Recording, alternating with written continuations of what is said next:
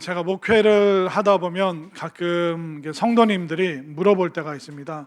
목사님, 대한민국의 가장 이상적인 교회는 어디에 있는 교회입니까? 우리 아이들이 어디로 이사를 갔는데 목사님, 그 주변에 정말 좋은 완벽한 이상적인 교회를 추천해 주십시오.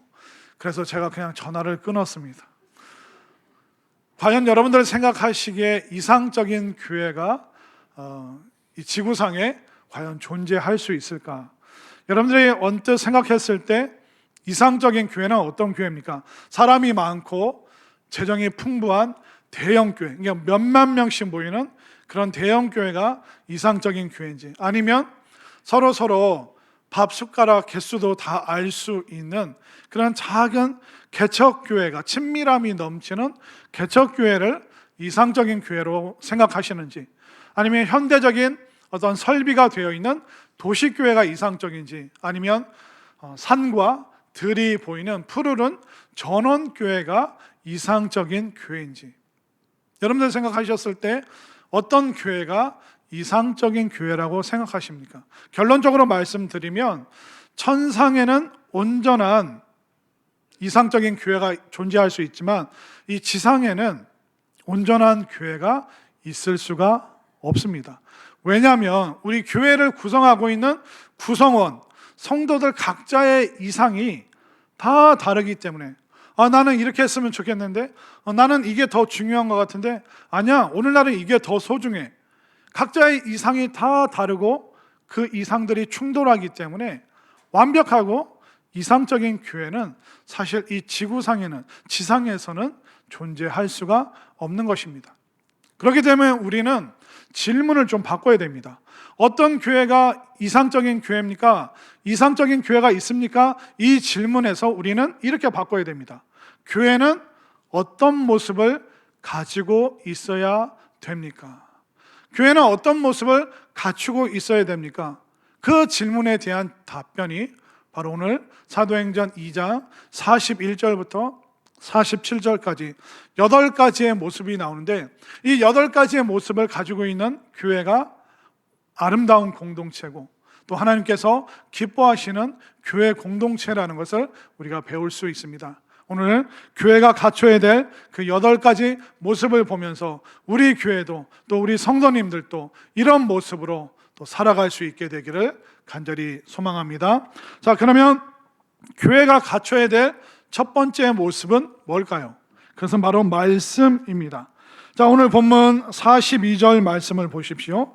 42절 말씀에 보면 그들이 사도의 뭐를 받았다고 하죠? 가르침을 받아.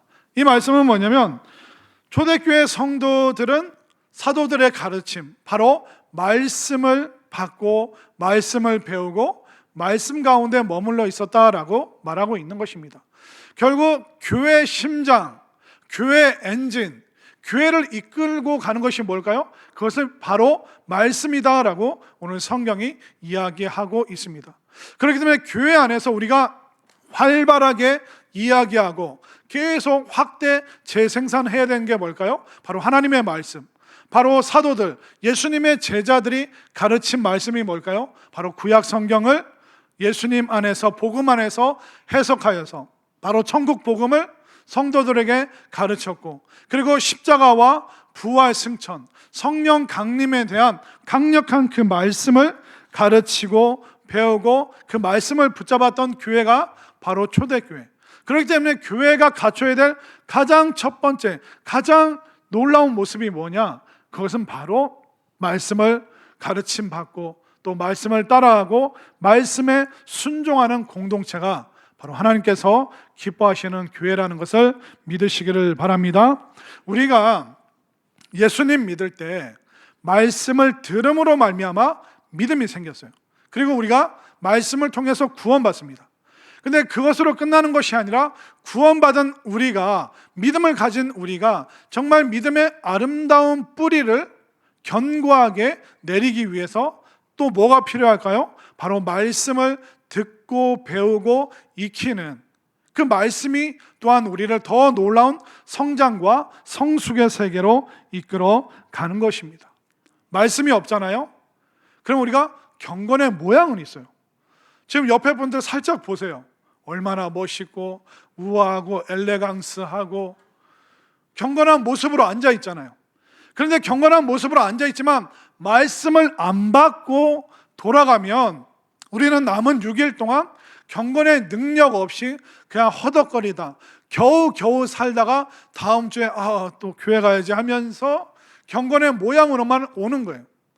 저는 우리 성도님들이 종교적인 분위기에만 익숙해지는 것이 아니라 정말 살아계신 말씀, 나를 구원하시는 말씀, 나에게 위로와 힘과 치료를 베풀어 주시는 이 능력의 말씀, 경건의 능력을 말씀 가운데 여러분들이 붙잡을 수 있게 되기를 바랍니다. 여러분들이 말씀이 없잖아요. 그러면 작은 시험만 나와도 누가 뭐라고 말만 해도 우리는 속절없이 그냥 흔들려 버리는 거예요. 그러나 우리가 말씀을 배우고 말씀을 사모하고 말씀을 꼭 붙잡으면 모든 시험을 돌파하고 이길 수 있음을 분명히 깨달으시기를 바랍니다. 그렇기 때문에 우리 여러분들을 위해서 3월 첫 주부터 뭘 시작합니까? 성경 공부. 아직도 신청 안 하신 분들 빨리 회개하시고 이따 핑크색 종이에 이름을 기입하시기를 바랍니다. 왜냐하면 여러분들이 진짜 말씀을 사랑하는 그 사랑의 수고를 여러분들이 언제 보여주셨습니까? 내가 삶의 일정을 조정하고 내가 바쁘고 분주하지만 내가 하고 싶은 거 많이 있지만 내가 이 말씀을 위해서 사랑의 결단을 내리겠다. 이것이 교회의 첫 번째 모습인 줄 깨달으시기를 바랍니다. 두 번째, 교회가 갖춰야 될 모습이 뭘까요? 42절을 다시 한번 보겠습니다. 42절, 그들이 사도의 가르침을 받아 서로 뭐하고? 교제하고. 자, 이 순서가 중요합니다. 교제가 먼저 나왔나요? 하나님의 말씀이 먼저 나왔나요? 그러니까 우리가 말씀을 먼저 받고 교제가 이루어지는 것이 교회 공동체의 교제라는 겁니다. 세상의 교제는 어떻습니까? 그냥 나만 기쁘면 돼요. 우리끼리 재밌으면 돼요. 흥청망청해도 상관없어요. 그러나 교회의 교제는 말씀을 기초로 해서 말씀을 시작해서 말씀으로 은혜 받은 사람들이 그 받은 은혜를 나누고 간증하는 교제가 교회의 교제가 되어야 될 줄로 믿습니다. 그렇기 때문에 우리는 말씀이라는 공통 분모를 가지고 교제를 하는 것이죠. 우리가 세대별로 모이고 또래별로 모이고 그러면 우리가 영화 얘기도 하고 축구 얘기도 하고 그 야구 얘기도 할 수 있죠. 그 이글스 파크인가요? 그 새로 지어졌죠. 아무도 안 기쁘시구나. 대전이 굉장히 한화가 큰 일을 해낸 겁니다. 그 신형 새로 깨끗하게 새로운 구장을 만들었대. 또 드라마 얘기도 할 수 있습니다. 근데 이야기의 시작은 그렇게 진행되었어도 우리가 점점 이야기가 무르익어 갈수록 내가 말씀으로 받은 은혜, 또 우리가 함께 공통분모로 나눌 수 있는 그 간증들을 나누는 것이 우리 성도의 교제인 줄 믿으시기를 바랍니다. 그렇기 때문에 우리가 하나님께서 나에게 역사하신, 내가 힘들고 어렵고 고통스러울 때 말씀으로 나에게 주신 그 은혜를 나누는 간증이 여러분들에게 넘쳐나게 되기를 바랍니다. 말씀이라는 그 은혜를 통해서 우리가 함께 교제하면 어떨까요? 사랑의 공동체, 사랑의 마음이 막 일어나서 같은 고민, 같은 시절을 살아가는 그분을 위해서 격려하고 또 위로하고 함께 응원할 수 있는 그 마음이 그 교제를 통해서, 풍성한 교제를 통해서 나오기 때문에 여러분들이 받은 말씀의 은혜 가지고 또 또래별로 세대별로 함께 이 놀라운 은혜를 말씀으로 교제할 수 있는 간증이 넘치는 아름다운 공동체가 될 수 있기를 바랍니다. 또 교회가 가지고 있어야 될 세 번째 모습이 뭘까요? 자, 42절 말씀 우리 화면으로 보면서 함께 읽겠습니다. 시작. 그들이 사도의 가르침을 받아 서로 교제하고 떡을 떼며 오로지 기도하기를 힘쓰니라. 자, 교제 이후에 떡을 떼며, 떡을 뗀다는 게 뭐냐면 식탁 교제, 밥상 공동체 이야기를 하는 것입니다. 떡을 뗀다는 것이 46절 말씀에도 있거든요. 자, 46절 말씀으로 한번 가 보겠습니다. 46절 우리 함께 읽겠습니다. 시작. 날마다 마음을 같이하여 성전에 모이기를 힘쓰고 집에서 떡을 떼며 기쁨과 순전한 마음으로 음식을 먹고. 제가 이 말씀을 쭉 보면서 그 하나님의 말씀, 그리고 친밀한 교제, 그리고 계속 영적인 이야기가 나올 줄 알았는데 세 번째가 떡을 떼며 음식을, 밥을 먹는 이야기가 나오고 있습니다. 먹고 마시는 이야기가 영적인 이야기 속에 왜 들어가 있을까? 제가 이 음식을 나눈다 이 말씀을 곰곰이 묵상하면서 깨달은 게 뭐냐면, 우리가 속상할 때, 마음 힘들 때 있잖아요. 그렇게 속상할 때 맛있는 거 먹으면서 푸는 게 제일 좋은 방법이라는 것을 제가 깊이 깨달았습니다. 여러분들 스트레스 받으시면 뭐 하세요? 막 단 거 먹잖아요. 여러분들 스트레스 먹는 걸로 안 푸세요? 우리가 맛있는 음식 먹으면 어때요?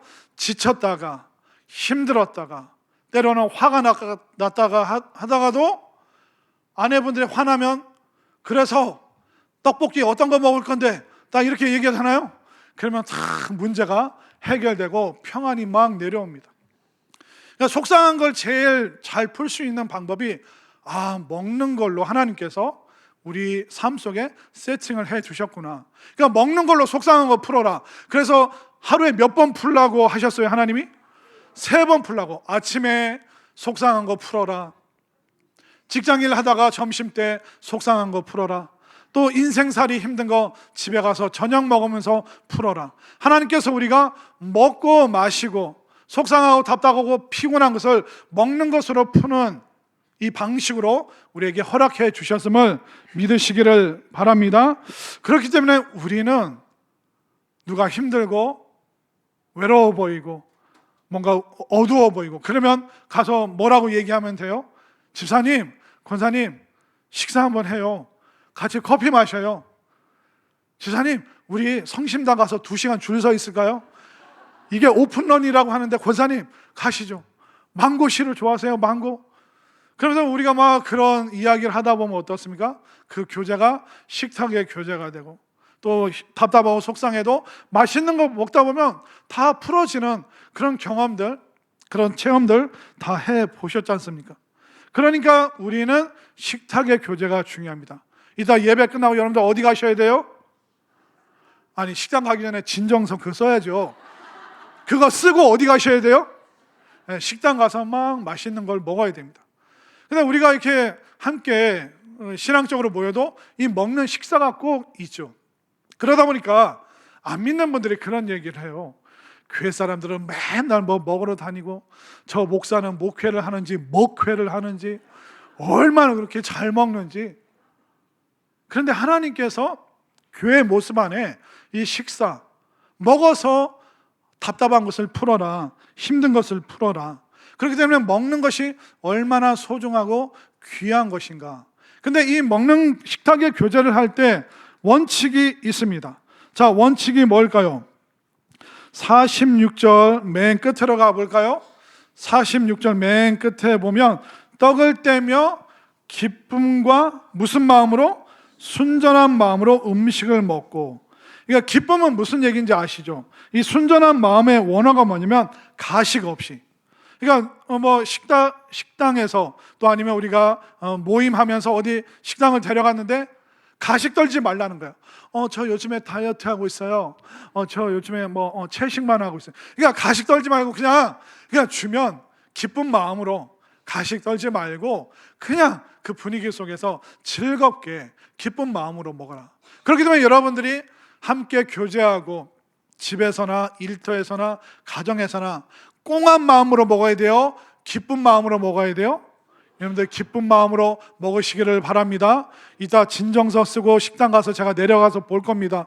어떤 표정인가 또 어떤 얼굴인가 제가 볼 건데 여러분들 식탁에 교제하실 때 기쁨으로 또 여러분들이 정말 가식 없이 그냥 고마워하고 그냥 감사하고 짜도 감사 싱거워도 감사, 아멘 하시면 참 좋은데, 짜도 감사, 싱거워도 감사, 모든 걸 기쁨으로 감사로 받아들이시기를 바랍니다.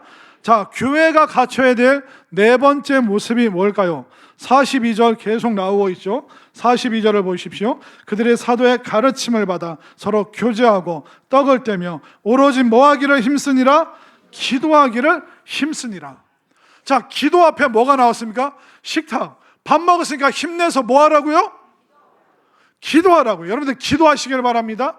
그러니까 우리가 교제하고 잘 먹었다, 맛있었다, 그걸로 헤어지면 안 되고, 여러분들 어두움으로, 때로는 어려움으로, 고달픔으로, 피곤으로 온 그분들과 식탁 교제하고 힘을 내서 여러분들 기도의 끈끈한 네트워크를 만들어 주시기를 바랍니다. 왜냐하면 이 기도의 용광로가 우리 모든 삶을 소화시키는 것입니다. 사실 우리는 얼마나 많은 말 못할 삶의 고민 가지고 여기에 왔습니까? 또 우리가 각양 다양한 다른 색깔을 가지고 여기에 왔습니다. 그러나 우리가 힘을 내서 함께 기도하면 그 삶의 모든 응어리가 기도의 용광로에서 녹고 사라지고 해결될 줄로 믿습니다. 또 우리가 내성적이고 외향적이고 꼼꼼하고 조금 덜렁대기도 하고 각양 다른 색깔이지만 함께 기도하면 하나의 모습, 예수님이라는 색깔로, 성령이라는 색깔로 우리가 하나로 변화되는 그 능력이 기도에 있음을 믿으시기를 바랍니다. 기도하면요, 속사람이 변화되는 거예요. 우리가 기도하다 보면 삶의 문제들이 또한 해결함 받습니다. 그렇기 때문에 여러분들이 함께 기도의 뜨거운 네트워크, 기도의 용광로가 되어 주시기를 바랍니다. 교회가 갖춰야 될 다섯 번째 모습이 뭘까요? 43절로 가보겠습니다. 43절 읽습니다. 시작. 사람마다 두려워하는데 사도들로 말미암아 기사와 표적이 많이 나타나니. 교회가 갖춰야 될 모습은 바로 기적과 표적이다라고 말하고 있습니다. 우리 교회 안에 기적이 일어나기를, 우리 교회가 또한 기적의 공동체가 되기를 바랍니다. 기적이란 뭘까요?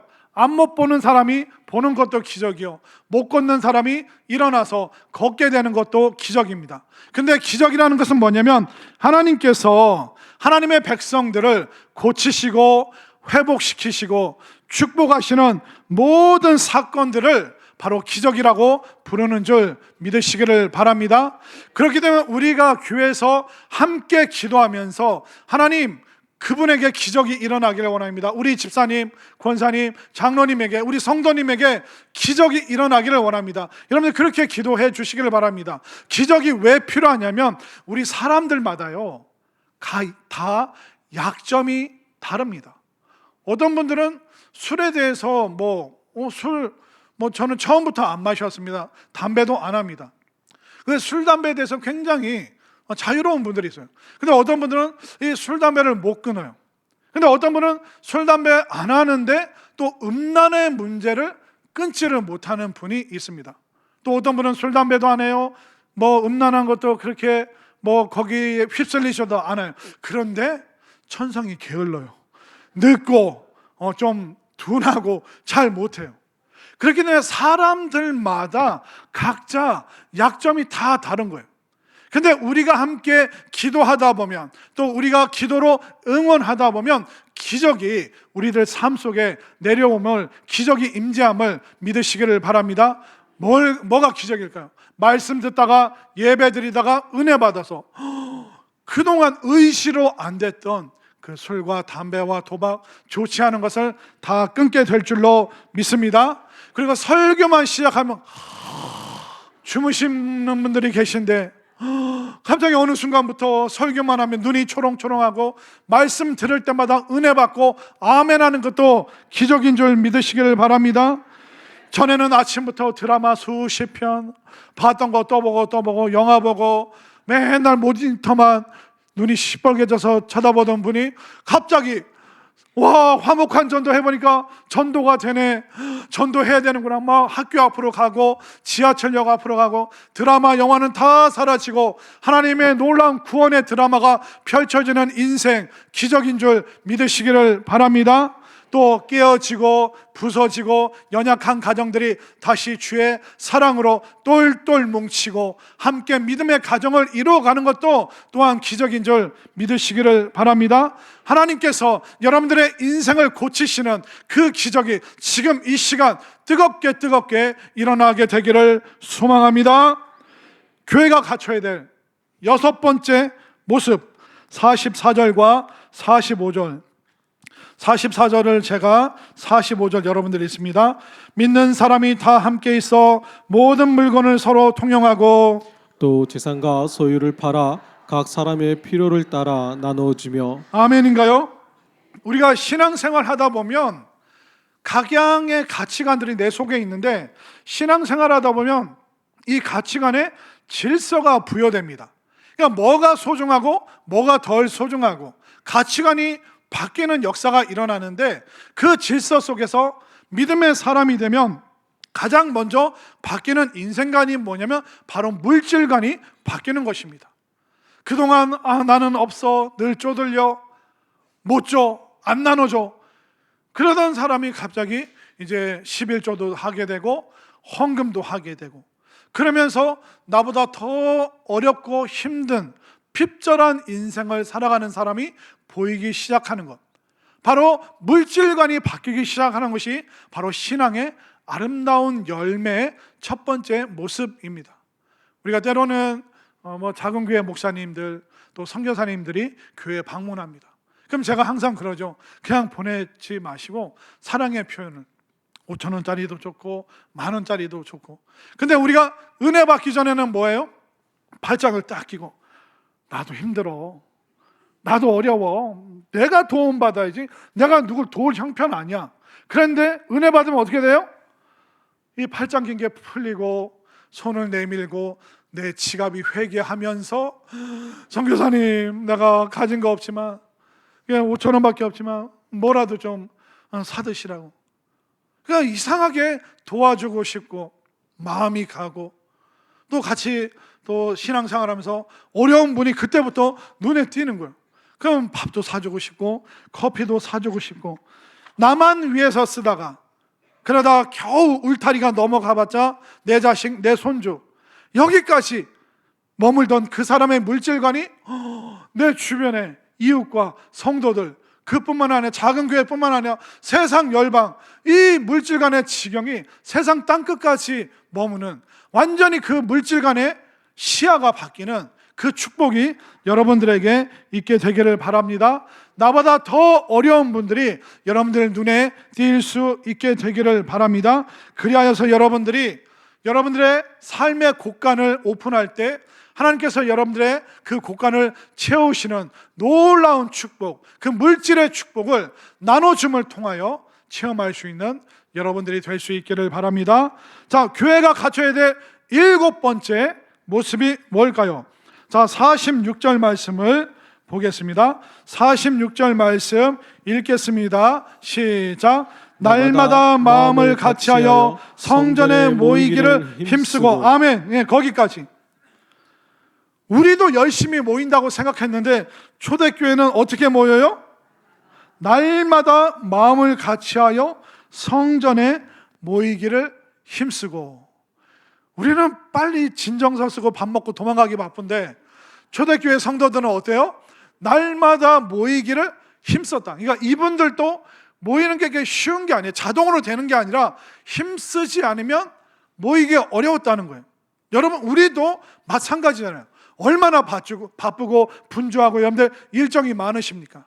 그러나 여러분들이 교회로, 성전으로, 우리가 말씀의 자리로 모이기를 힘쓸 수 있게 되기를 바랍니다. 그런데 이렇게 어떻게 모일 수 있는 힘이 뭘까요? 그것은 바로 말씀으로 은혜를 받고 같은 간증에 공통 분모가 있고 함께 교제하고 식탁을 나누다 보니까 삶이 보이고 같이 도와주고 그러면서 그분이 힘을 얻고 얼굴이 밝아지고 헤어지고, 그분 또 오늘은 어떨까? 보고 싶다, 그립다. 어떤 변화가 있을까? 어떤 활력과 활기가 넘치고 있을까? 그 어려움을 극복했을까? 시험을 뛰어넘었을까? 계속 궁금하고 보고 싶은 그 마음이 우리 가운데 넘칠 수 있게 되기를 바랍니다. 그리하여 말씀 그대로 우리가 그 사랑의 수고를 통하여 모이기가 기쁜 사랑의 공동체가 될 수 있기를 바랍니다. 자, 그리고 마지막 8번째 교회가 갖춰야 될 모습이 뭘까요? 47절 말씀. 자, 47절 뭐라고 말하고 있습니까? 하나님을 찬미하며, 아멘인가요? 이게 뭐냐면 하나님을 칭송했다, 하나님만 높여드렸다, 하나님만 경배한다, 그 뜻이 여기에 있습니다. 이 말은 뭐냐면 교회 안에, 우리 공동체 안에 하나님만이 우리의 스타이십니다. 저 집사님을, 권사님을, 장로님에게 힘을 주시고 변화시키신 분이 바로 하나님이십니다. 우리에게 간증을 주시고 우리에게 기적을 베푸신 분이 바로 하나님이십니다. 우리가 식탁 공동체를 이룰 수 있도록 베푸시는 분이 하나님이십니다. 하나님을 높여드립니다, 칭송합니다, 찬양합니다. 이 고백이 우리 모두 가운데 가득가득 넘칠 수 있게 되기를 바랍니다. 자, 이렇게 교회가 갖춰야 될 8가지 모습을 보여주니까 믿지 않는 사람들, 세상 사람들이 어떻게 반응했을까요? 자, 43절로 가보겠습니다. 자, 43절 말씀 읽겠습니다. 시작. 사람마다 두려워하는데, 거기까지. 사람마다 두려워한다. 그러니까 믿지 않는 사람들이 교회를 보면서, 교회 성도들을 보면서 두려워했다. 이 두렵다는, 무섭다는 뜻이 아니라 경탄을 금치 못했다. 와, 교회 다니는 사람들 어쩜 저럴 수가 있어. 와, 서로 격려하고 응원하고, 와, 교회 사람들도 싸우네?